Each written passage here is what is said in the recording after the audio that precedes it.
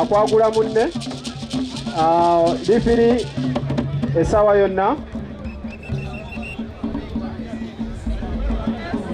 lifiri tulinze gwe ogulewo empaka z'Ekiggo nga bwe tugenda mu nteekateeka eddako muyina eddakiika ntono nnyo okulaba nga tugenda mu kitundu eky'omupiira ekyokubiri.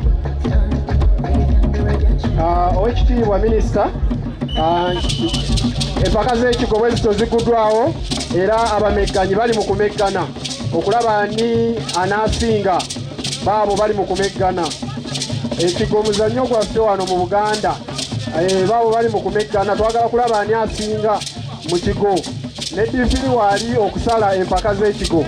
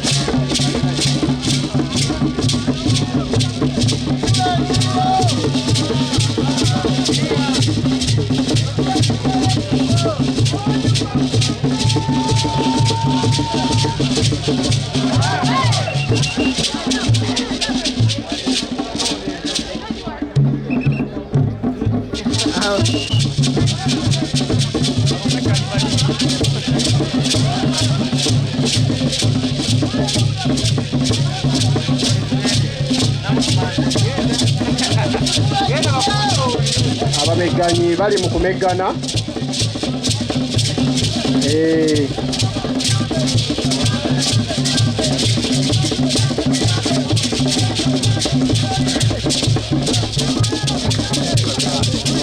Balinda enkoona emala okunywa. Abamegganyi bali mu kumeggana. Kati tunagenda mu kitundu kyaffe ekyokubiri.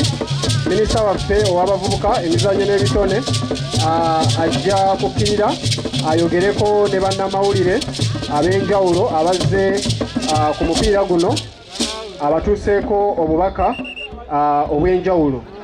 Tufunye abamegganyi wano wennyini tulinawo Oweekitiibwa Ssebwana ng'akiikiriddwa, Oweekitiibwa Kayongo Vincent, tulinawo Oweekitiibwa Katambala Sulaiman Magala, tulinawo Oweekitiibwa Hassan Kiyemba, Principal Youth Officer, nabo tuli nabo wano. Amumegganyi